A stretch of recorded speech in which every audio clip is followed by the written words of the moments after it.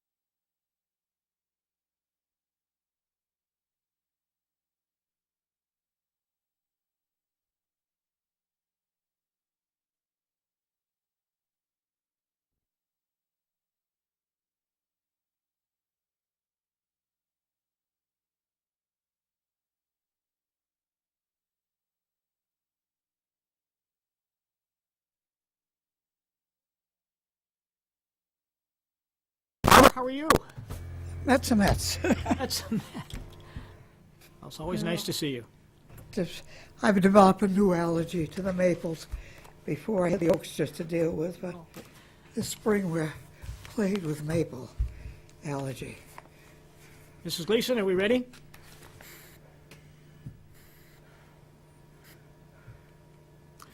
Welcome back. We are now back in public session.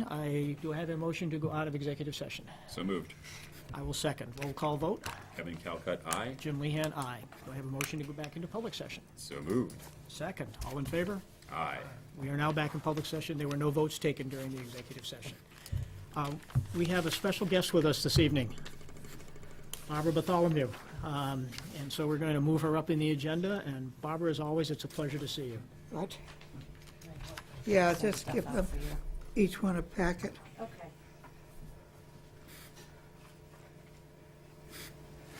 Yeah.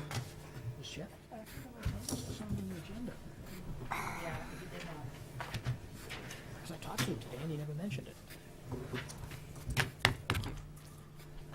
All right, Barbara, you have our full attention. Okay, well, There you go.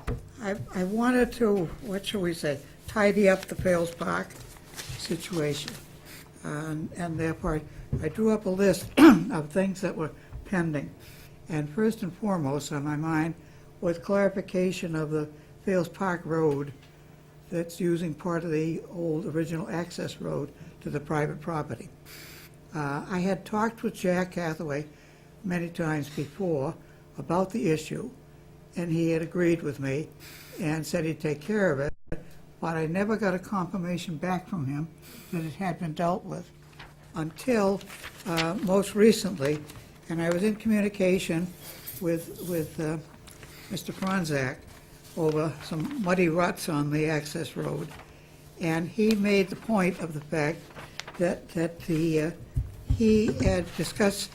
Jack had discussed the issue, and they had agreed that Fails Park Road ran from Main Street to the parking area where the park begins, and that from there on was the private access road. And the town would be responsible from Main Street to the parking area. That's the little box, Barbara, on the left? Right, and therefore the rest of the road up beyond to the end of their property would be their responsibility, namely the two owners of the property on the peninsula. So Jack had clarified it and defined it. So it's, in my mind, if you can check on it, I believe it's no longer an issue. But as I say, it was an open issue in my mind, and I wanted to be sure that it was closed up, and because it would be difficult, as we saw this spring, when the ruts arrived, the tenants, the two private owners are right there, do something about the ruts. And I should have saved the pictures. I kind of chuckled when Arthur sent me 2 photographs of the mud ruts on the road. And having grown up here in New England and lived in Norfolk all my life, I mean, I know what mud ruts are. And they're basically, they're up to your hubcaps. Yeah. And that basically what he was showing on the pictures were just mud tracks. And I thought, city boys we have living out there on the peninsula, because I didn't see them, you would slip and slide a little bit, but you certainly weren't going to get stuck. But anyway, the issue was dealt with by DPW and taken care of, so it's no longer an issue. So Barbara, that can- takes can I care ask of you- item 1. Well, I want to just ask you, are we sure it takes care of item 1? I mean, All right? Chuck, do you know anything about this road? Yeah, I mean, I know we all know where it is, but is it an accepted road? No, So, it hasn't been an exception. You named it Fails Park Road, and we defined it as they have said, Jack defined it as such, but it's never been put forward as an accepted road. so we don't own that road at this point in time. Technically, no. So this would have to go on the warrant for the town to approve acceptance of this road. And are the property owners willing to, Well, that's what I'm saying. I'm not sure that, it may be resolved conceptually, but I don't think it's resolved Yeah. legally. Well, that was the issue in my mind, whether, it was finalized, because I think it should be more or less to protect the town, not only the park, but also the town. Otherwise, they're going to keep coming back and saying, fix this and clean the brush and fill holes and what have you, and then ultimately plow it. And I don't know if the town's ready to do that. You understand the background of this? Yeah, don't no, you? I do, Barbara. Yeah, I know the background, and I know the owner, and I know about the conversation. No, but I'm saying that the city, the Quincy City Ice, sold those 2 lots. There were 4 actually originally. I do know that. To raise money. Yep. And they created that right-of-way in over their property for the land they were selling because they were getting in I'm just trouble thinking- financially. I'm just thinking legally, having gone through, Mr. Calcutt and I have experienced recently some concerns over who owns what regarding town roads. Yeah. Do we know if they'd be willing to give us an easement to use that? I mean, it is possible under state law to do work on unaccepted roads and have a private property owner petition it, and you can budget a certain amount to spend on it. I'm not saying we want to do all that, I'm just saying it's possible, but I think we at least want to have some right to use it that's defined. It might be, This is an issue that I think you will inherit, so Yeah, I think sounds I'll like it. I'll leave it to your discretion. But I think, Blythe, you probably are the one that can work this out for us as to what the best way is to resolve it. Barbara, maybe you and I can meet separately, and we can talk about it a little more, and I can find out more about the Someone property who- owner and Necessarily what hold might up. be She possible. dies and the As I son said, comes it in was and says, just "I an don't open agree." issue in my Same mind. situation. Sure. over again, right? Yeah. And I wanted, I felt, it should be, Nailed down, it should be right, yeah. nailed down. Well, generally, towns are not allowed to perform work on private property, Right. so we want to figure out what is the vehicle by which, no pun intended, we could have the right to do that Right. and be able to spend some amount of town resources to achieve what you're hoping. I don't care. As I said, I just felt it was something that needed to be clarified. Oh, it does, Barbara, thank you, and thanks for bringing it up. And I remember Jack talking about this. I just don't remember there being a resolution that was locked down. That's all. And you know, all good deeds sometimes don't go True. as we expect, and I just want to be sure. So, All right. that'd be I will follow up. great. Good. Thank you. All right, the second issue pertains to property over in Campbell Street that the town acquired recently after Mr. Nichols passed away and his son settled his estate. The son decided to donate to the town, I think, or sell to the town for $1. I forget which he did. But anyway, the town acquired what I call the old mill site on Campbell Street, which is opposite the Silas Fields or the Award property. All right, that's actually the site where the blast furnace was for the foundry. There are 2 maps in this packet. There's a first map is of the entire Kerrigan mill property that was seized by the town for taxes in the 1930s. And I've yellowed in the area that represents the mill property. All right, the second one is a deed, a plot plan for a deed between the Nichols and Mr. Nelson. And Nichols had acquired, the property was, the mill property was sold by the town for taxes to the Conroys. The Conroys owed it for many, many years. And when they passed away, their daughter sold it to Mr. Nichols. And Mr. Nichols then took possession of the property, the house and the house lot and the mill lot. And then in 1961, Mr. Nelson wanted the little garage that's down there on Campbell Street to use as a repair shop. And so he approached Mr. Nichols, and they struck an agreement. And the second map you have shows the mill site as it was divided. And Nichols kept the yellow portion and sold the portion up by the garage near the river to Mr. Nelson. Both of them assuming that the land underneath went with the building, which wasn't true because it was actually sitting partially on leased land, which the Nichols didn't own. But they didn't do a good title search, so they didn't know that.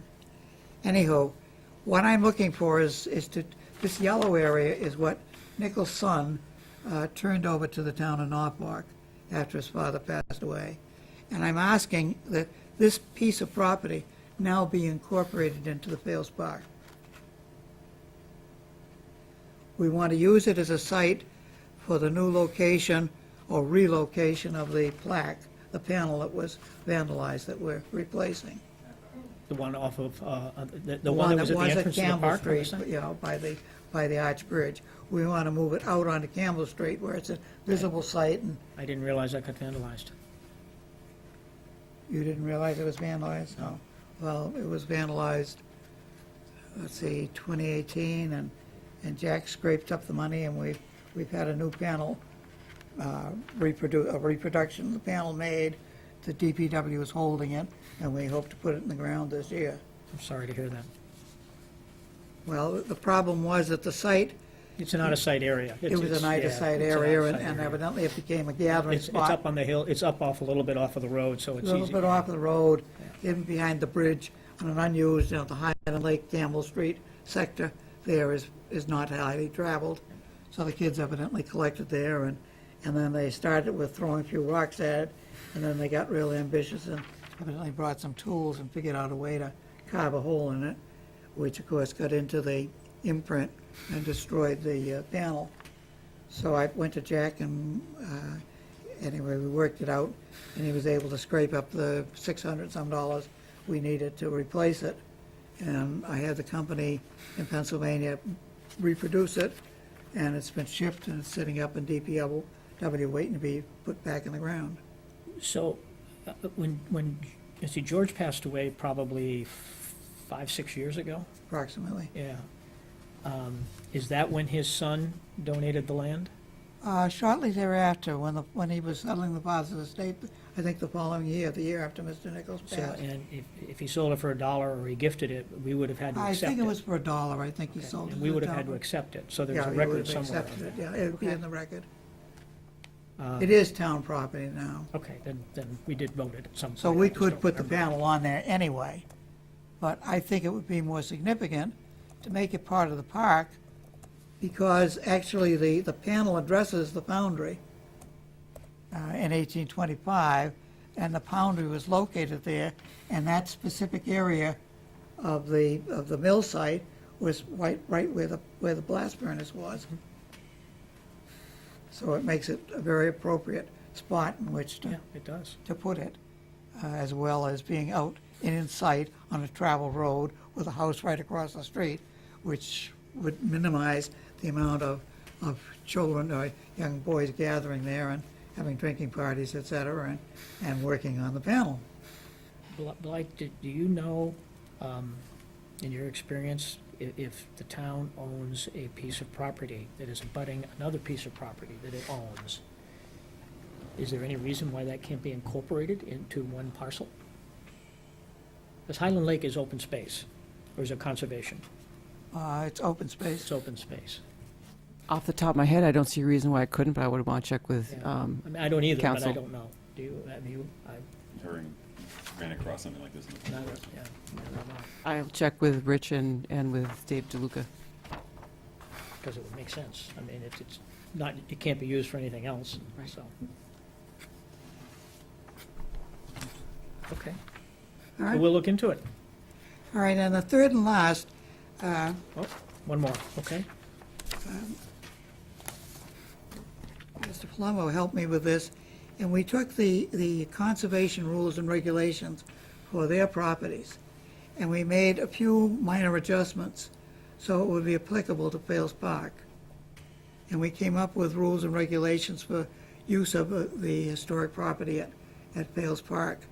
And that basically, it sets up the opening and shutting at sunrise, sunset, no motor vehicles, no motorized watercraft.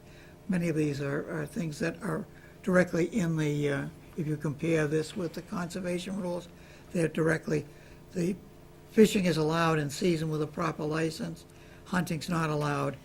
The facing or ill use of the structures, fence signs, trees, et cetera, Is the land forbidden. posted? And we would post this, yeah. Okay. Plus, I felt that it would also give the police department some authority of enforcement.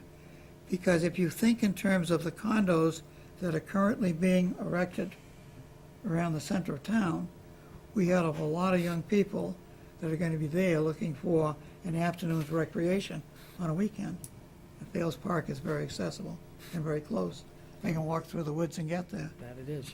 So basically, the usage of this park, I think in the future, is going to increase. And I want to protect the park from misuse. And no open fires, no overnight camping. And then, of course, I know the recreation has prevention the of right to establish the their own rules. invasive species that we're dealing with by Bless you. Bless boats. you. Bless you. And the You don't town of agree, huh? Norfolk not liable for injuries, et cetera. Barbara, I was just asking a question. Chuck, do you know? I mean, I know recreation establishes their own rules around uses of property and land and things of that nature. Wouldn't historical have the same right? That I don't know. Conservation has specific rules. Right, yeah? I don't know who has the authority No, to. no. I think I now have 3 items to look You into. know? I know I have 3 items to look into Oh. for Barbara. I We're know, just that's starting. why I'm here. That's why I made the list, because I wanted some answers, because I think they're just dangling there, waiting for something to happen. It's open space. And I don't want Well, it to be the- something the, negative. Highland Park is open space, Fales Park is open space too. It's deeded as open space. I don't know what our rules are around open space, I've never been asked. I that mean, I know what question. the rules are before we get to the point where we hand it off after it's been transitioned over, but I don't know what the long-term management looks like in I don't terms either. of who would be setting regulation for it, the planning board or? That's another good question. I mean, we're very good at establishing the front end, we're not very good at following through in the back. Yeah. Let's take a little time to look We'll into figure it it out, and come Barbara. back. All right. And we'll put it on an Yeah. agenda when Now, we're while ready. I'm here, may I bother you for one more thing? Of course. We're trying to work out this arrangement to get equipment in here to harvest these weeds. Yep. And I've come up with a proposal, but I need to know if it's doable. So I've written it all out for you to look over, and I ask your judgment as to whether we can do this or not.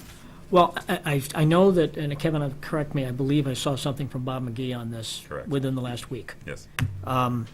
This is really in the hands of, I think would you agree? This is in the hands of Bob McGee. He is talking with other towns and trying to figure out the best way to approach Yes, I'm this. working with him. So I'm hesitant, I think, I'm hesitant to pass any judgments without Mr. McGee being involved in that Wholeheartedly decision. agree, yeah.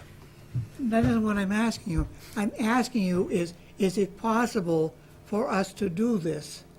This deal, Yes. again, I would have to defer to Bob McGee. It's in his budget, Barbara. I mean, you're looking at, if I'm looking at this.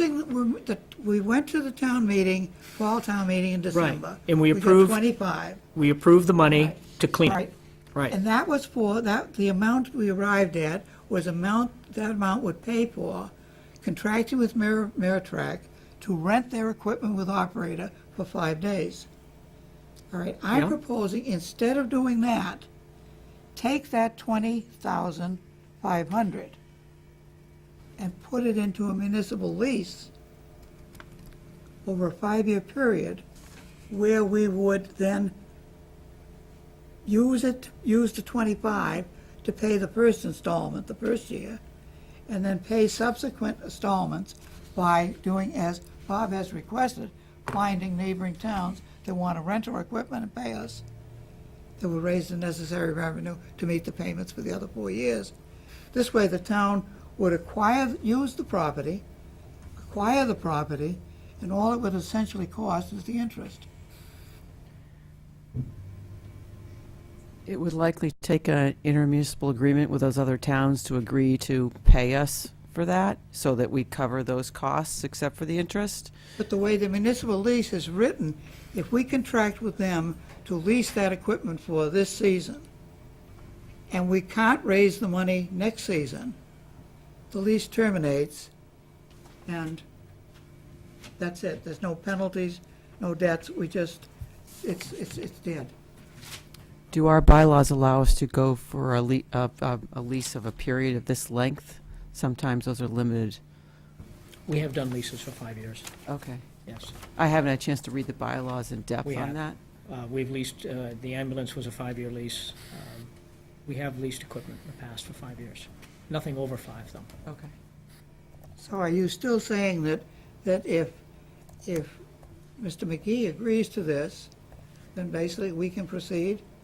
Well, I think I would suggest we want to look at the warrant language and the motion that was passed. It was said that we could spend it on a specific purpose if we go out and then do a lease, and that wasn't what the money was set aside for. I think that would be a concern. I'd want to run it past town council and make sure that changing the terms, what seems quite favorable, we need to make sure Well, we're legally. there again, with the transition we've made and Mr. Hathaway leaving, some things were kind of left up in the air to me.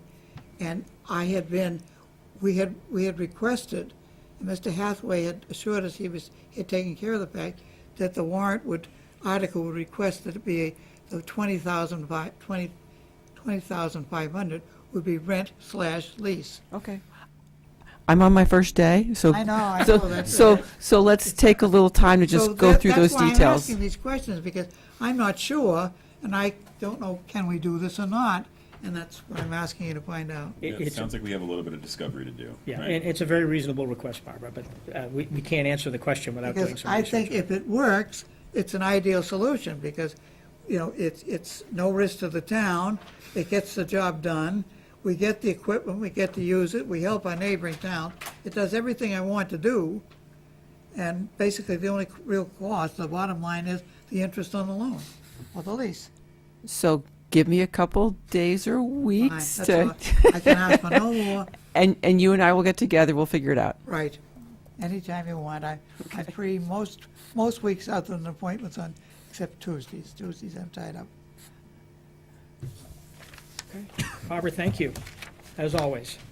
Well, try to do my homework. You do, that's the problem, Barbara, you do too much homework, and you're so far ahead of us that it takes us too long to catch up. Thank you, Barbara. Now you know how my students felt. I'm sorry? Now you know how my students felt. Barbara, I left you the books. Yes, thank you very, very much. No, those aren't they.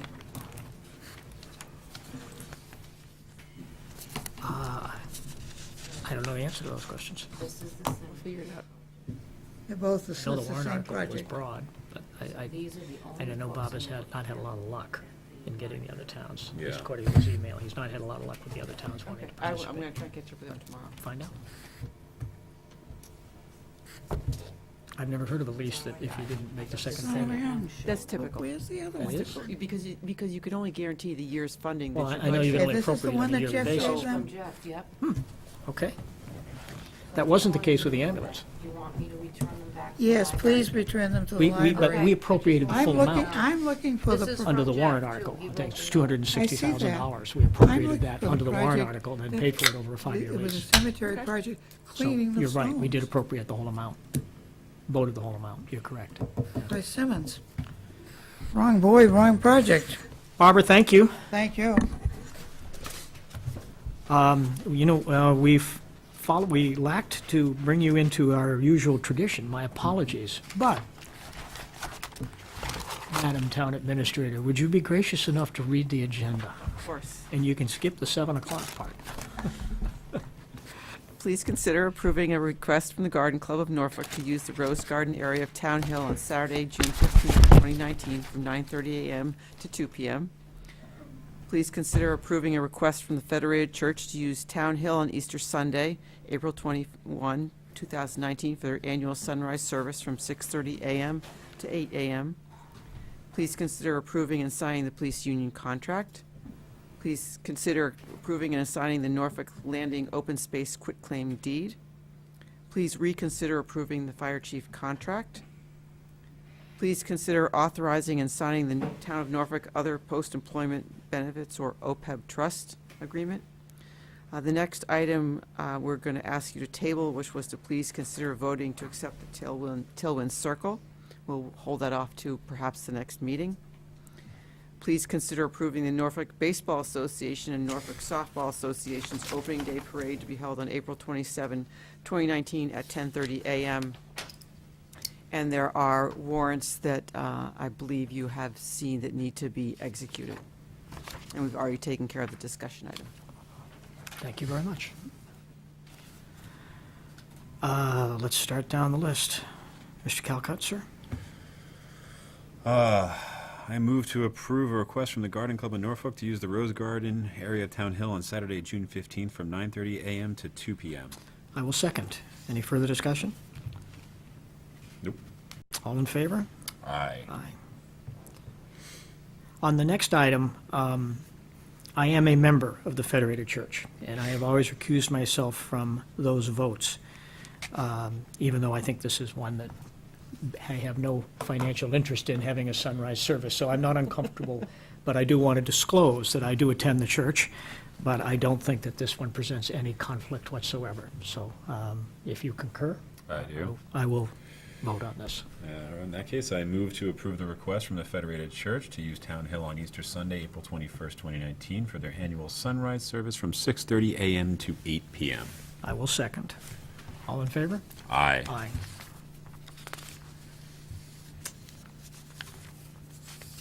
Please consider approving and signing the police union contract. I believe that we are in concurrence on this. We are. And so do I have a motion to approve the contract? So moved. I will second. All in favor? Aye. Aye, we will sign it this evening. And I want to thank you, Chief, for all the hard work that you contributed to this. You've given undue credit to the wrong parties. You played an instrumental role in this, so thank you for that.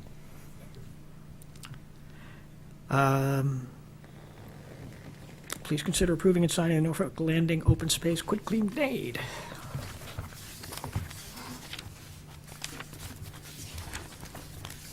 Just want to make sure there's nothing else to that. I don't think there is, not that I remember when I read through it. A lot of paper in this one.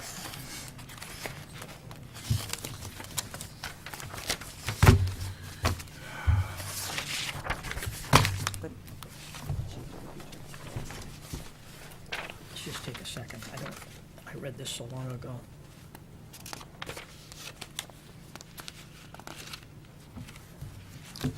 The motion doesn't have to cite the specific language surrounding the partial description, right? I would not think so. Thank you. I would just say as included in your packet. Gotcha. Thank you. We had one of those before, didn't we? We did. So. I mean, you could, but we'll be here for an extra 10 minutes. We've already run down that road before. I think you were here for an hour and a half just reading it. All right, in that case, I move to approve the Norfolk Landing Open Space Quitclaim Deed as listed in our packet. I will second. Any further discussion? No. No, none here. All in favor? Aye. Aye. Okay, these are signing copies, or do we have other No, we ones? have that, we'll Okay, do that at the end, if that's okay. very good. That's okay. Thank you.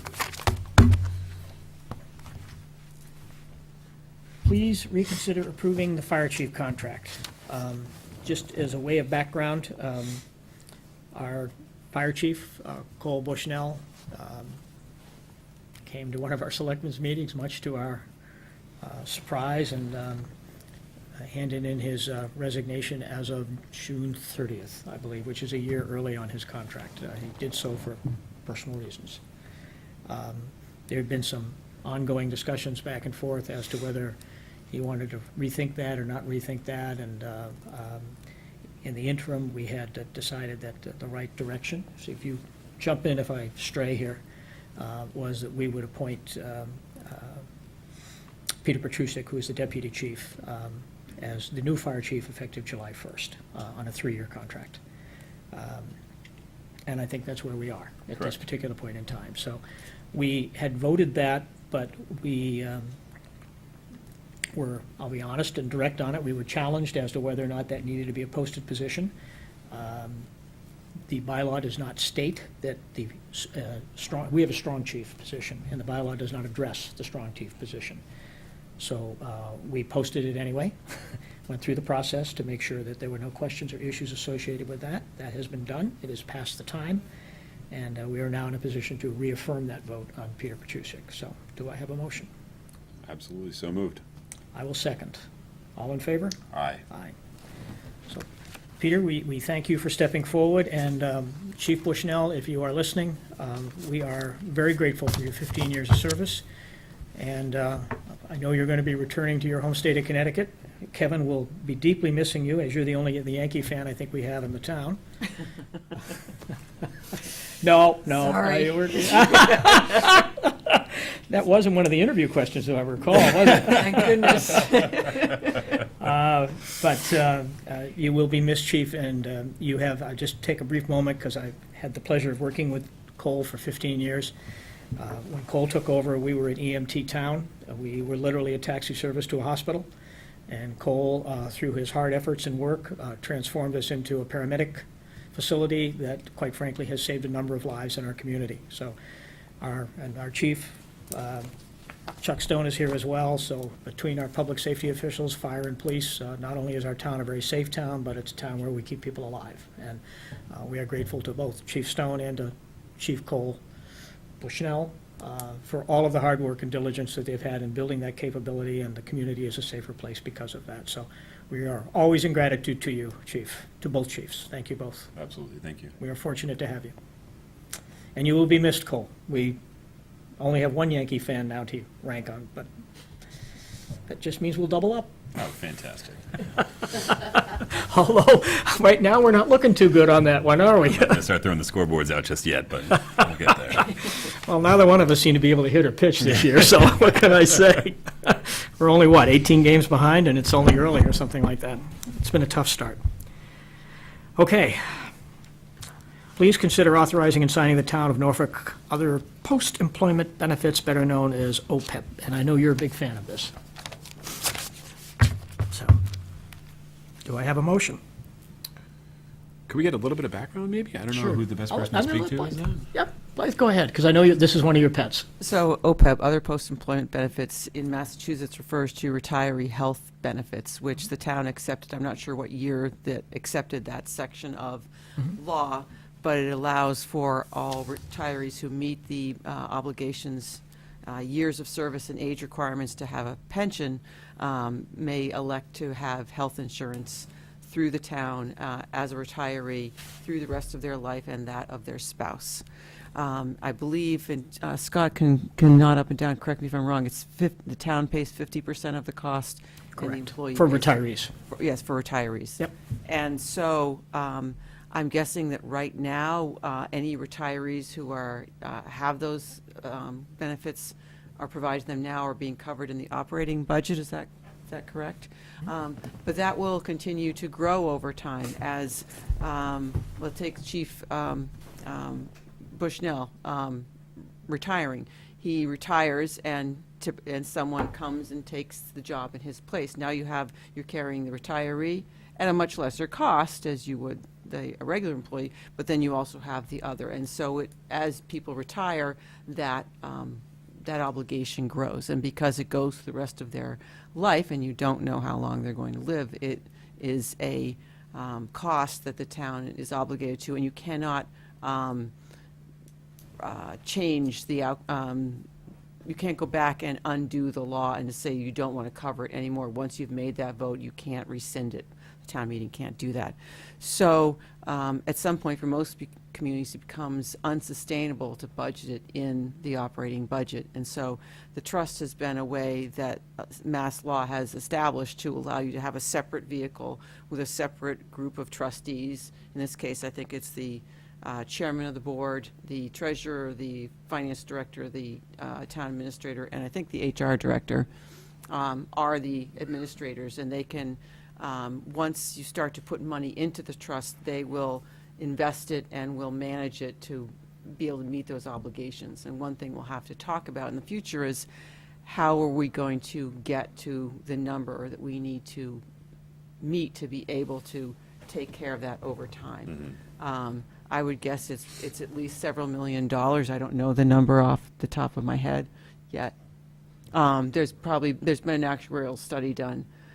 To this point, it's not required that we fund it, but I think in the future there will be legislation that will make that change. Right now, I think we'll try to put money into it as we can afford it in town budgets.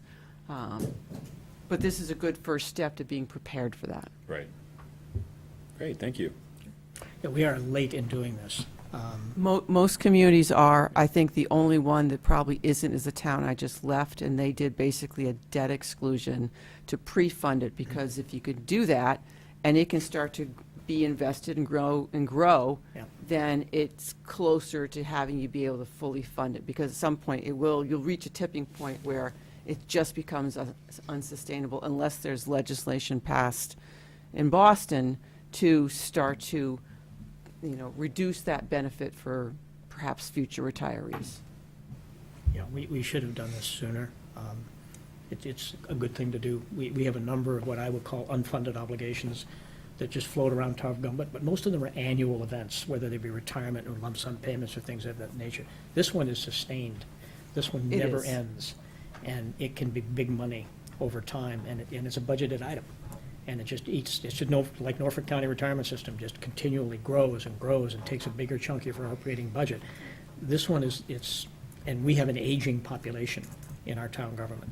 Every community does. I mean, generally, workers in the municipal world are on the older side, and they tend to, because there's still a defined benefit pension and there's Yeah. this retirement benefit, they tend to stay, because, As they should. Yeah.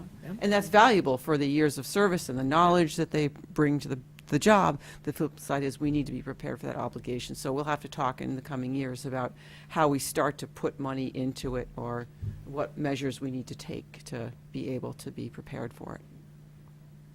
Especially if we can financially, before an obligation is thrust upon us and saying, you must start to put X aside. That's when it'll get really hard. I mean, I would suggest that, because there will be a new board, that you would consider looking at when our free cash, we've been making regular deposits into our stabilization fund. Right now, that fund is at a point where we're well entrenched in our bond rating, that we don't have any, we don't have to look, our debt ratio is in good hands. S&P will have no issue in maintaining our bond rating with our current reserves. Might that be a place that I would suggest you might take a look to see if you can put a couple $100,000 every year out of free cash into that fund, into that trust. It would make sense. I mean, right now, it's not a, S&P and Moody's don't put a big value on it, but they will in the future. They will So in time, but we don't need it to reinforce our bond rating at this point. That's my point. I agree with you. We don't need to build up that $2 million right now. We're in good shape there. You've done a good job on that Yeah. to this point, and this will be the next frontier, if you So will, that's to a thought tackle. for you and the new board to consider. Absolutely. Thank you you did a much better job than I would have, so. All of that being said, I move to authorize the Town of Norfolk OPEB Trust. I will second. All in favor? Aye. Aye.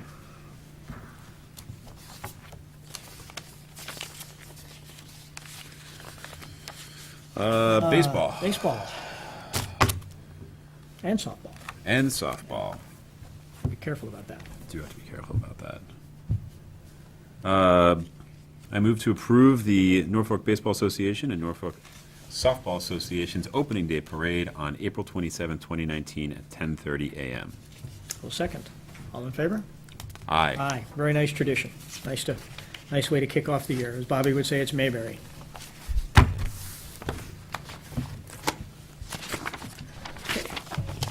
Warrants. I believe you have the privilege on all of these. All me, Yeah? that's right. You got them all. That's right. Go for it. All right, I move to approve the warrant dated 4/9/19 in the amount of $144,644.72, and the warrant dated 4/9/19 in the amount of $3,450. I will second. Any further discussion? All in favor? Aye. Aye. Any other business? We have another meeting scheduled for April 30th, and right now, it's a pretty light agenda. And we have a meeting scheduled for May 2nd, right? Do I have the right date now? It's not the 3rd, which is a Thursday, which is a 7 o'clock meeting it's a public forum for anyone to come in and talk about the warrant and the budget and try to answer any questions that they may have before town meeting. Would you be agreeable to combining those into one meeting? I absolutely would. And we will then cancel the April 30th meeting.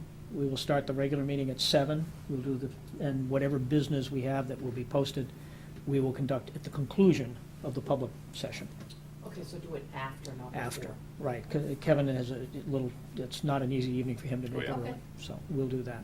So, I'm gonna have to guess on time, because I don't know how long your presentation will go. Last year, it went about an hour and a half to 2 I was hours. going to say 2 hours, yeah. Okay, so do you want me to post your meeting at 8:30, and if you start later, that's okay, Sure. rather than? Well, you got to post it having to earlier wait than till later. 9? We can Right. always start late. We Yep. can't Right, start early. Exactly. So I'll post it for Is that 8:30. agreeable? And I don't think we'll have a lot on the agenda, but we may. You know, if the run and gun folks choose to come back that evening, we can meet that at 8:30. Okay, I Agreeable? should make that change tomorrow. Okay. Sounds good.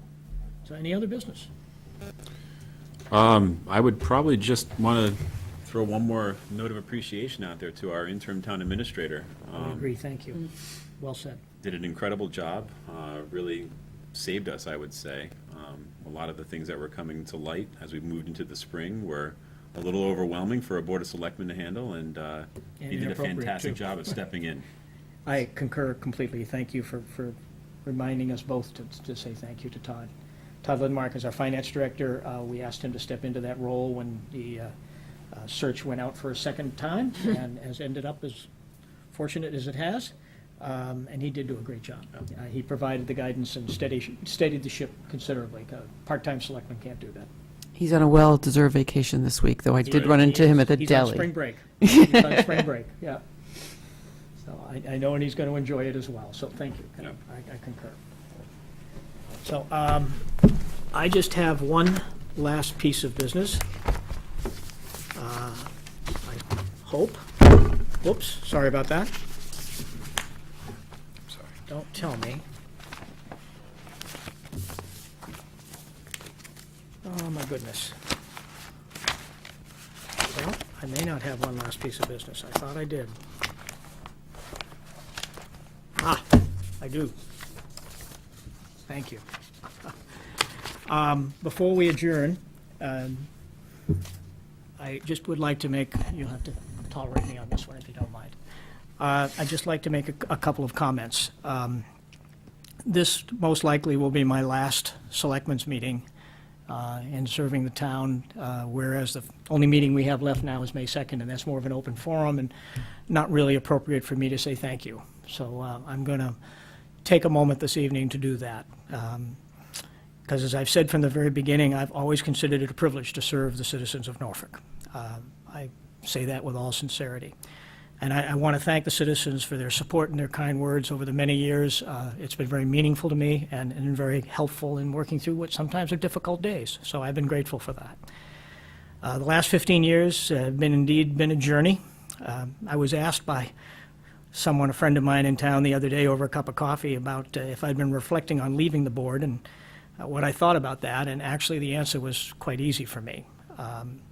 My goal was, and I hoped that when I left the board, that I left the town in a better place than when I got on the board. That was my hope. I am not going to be the judge of that. You, the citizens, will be the judge of that, and that judgment is still to come. But if that is what I hope has taken place, then I feel good about my time on the board. I do want to say that we're in a very difficult time. People tend to be very entrenched in their views in this day and age, and sometimes we're not willing to listen to alternative perspectives, and I think that's indeed unfortunate. It seems to be sort of a national illness that we have right now. But I think it's important for people to understand that people such as I and Kevin, my associate on the board, and people that work on all of these boards are volunteers. We're not politicians. We're citizens. We live here. We're not Republicans or Democrats. We're not left or right in our views. We're just citizens who volunteer our time and talent to try and help to make the town a better place. And we do it without an agenda. And I hope that as we move forward that we can begin to face these challenges more as a community rather than as separate parties and work together. We're a lot better when we work together. We should continue to push for change. That's a good thing. Change is a constant. I was told once by my boss that Change is a constant. The only variable is the velocity. And I think the velocity has picked up in the last few years, and we have to deal with that. It's the time. But I do know that it always helps when we are willing to listen to alternative points of view and to do so with respect. And to do so with an understanding that there are different views on issues and that we need to try and seek out some common ground. When Norfolk works together, we're much better. We can get a lot more done. When we're divisive, it's very difficult to get things done. And as a community, when we're stronger, when we raise each other up rather than tearing each other down, we're better for that. And I hope we can continue to do that. And I've found Norfolk to be very much that way. I've had the pleasure of working with some very talented people, both employees and volunteers, and I am very, very grateful for that opportunity. We have a lot of talented folks in this community. Our town hall staff, they work very hard to maintain the inner workings of this community, and they do it without any fanfare or recognition. People really don't know what they do here. Our police, our fire, as I mentioned earlier, these professionals take great pride in keeping our town safe and healthy, and we're very proud of them as well. Our DPW department gets more work done with less revenue and less resources than any department probably in the state of Massachusetts. They do wonderful things. Our recreation department, library, senior center, they're all there exclusively to serve the public. They have no other reason for being there. They're there to support our community. Our financials are in good shape. I think we leave those in good shape. They're sound. Our audits are good. Our reserves are at the highest of all time. After a 12-year effort, we finally have a new police station. Long overdue, and we're proud of that. We've also opened a new school in the last 5 years, replacing the old Freeman Centennial facility. We're going to be going operational with our new regional dispatch center, 911 dispatch center, which will go active for Norfolk on May 6th. I think I have the right date, Chief, do I not? This is a tremendous facility and will provide great support to the community. It creates redundancies that we've never had, and it creates capabilities that will serve our towns more efficiently and make our people safer. And it took years and years to work through these agreements. And I'm very proud of the towns that have supported this and making us work together. Yet we're not done. We continue to face challenges with our infrastructure. We have a new fire station to complete. The schools continue to face increasing enrollments, and the police and fire and DPW always have capital needs for vehicles and equipment. Communities need to continue to grow, or they'll stagnate. I know growth is an uncomfortable thing for people, and you know, it challenges us in many ways, but if we don't have growth, we stagnate. We don't continue to develop as a town. Our challenge is how to manage that, and how to manage that growth, and to maintain the qualities of life that we all hold very dear here in this community. That is our challenge, and it will be the challenge of the new board, to how to work that through. And we're going to need to plan this well, and we're going to have to think through all of the repercussions of that, especially in infrastructure. But we need to look at the community holistically. The largest segment of our population in Norfolk right now is over 65. That is the largest, fastest growing segment of our population. And in many ways, this is really a silent group. You know, they don't speak out very much. Many are on fixed incomes and they struggle to maintain their homes. Affordable housing is a critical need in this town. It is a critical need. And we need to be sure that we're responsive to all of our citizens, not just the ones with the loudest voices. We need to work with everyone. After many years of searching, we finally have a new well that's gone online. This will allow the 2 wells that we have to rest and provide us greater capabilities and redundancies that has been much needed for years. But that search goes on, and that new sources will have to be found. Some of the most painful issues I've had to deal with on this board are disputes between neighbors. There's never a reasonable answer to these disputes, and there's always an angered party. But I believe then, and I do today, that on this board it is our obligation to try and not to turn our back on issues because it might be uncomfortable or politically inappropriate. That's our job. And we know going into it that we can't win, but I still believe that we do the right thing. My wife and I were traveling a few years ago to Hungary, and while we were on a tour, the guide, very intelligent woman, turned around and asked what I did. And I said that I was retired and that I was working in my community as a volunteer to try and work with the town. And she looked at me and she said, well, are you a politician or a statesman? And it kind of caught me off guard because it's a very profound statement. And I said, well, what's your definition of the two? And then maybe I can answer it. He said, well, a politician thinks about the next election. A statesman thinks about the next generation. And I've never forgotten that. We need more statesmen. We definitely need more statesmen. So, again, I really sincerely want to thank the citizens of Norfolk. It has been a profound privilege to serve you. I've given you the best I got. I've considered it a privilege from day one. I know the reality of the position, and I know that it results in disagreements. It's the nature of the job. And I've always understood that, but I believe if I'm governed by those three basic principles that I've tried to follow over the last 15 years, is it legal? Does it serve the best interest of the town? And is it common sense? Does it make sense? Does it benefit everyone involved? And is it fair, and is it without bias? I've tried to follow that religiously in every decision I've made, and it's the best I can do. And finally, and my wife will kill me when she hears this, but I want to give a big thank you to my wife, Betty. Betty, who also volunteers on a number of boards in town. She has been supportive of my involvement in this from day one. And she has weathered a lot of tough evenings with me, because they're not always the pleasant of days. But she's been there for me in every instance, and she's been my counsel throughout that whole process. And she's always focused on doing what's right.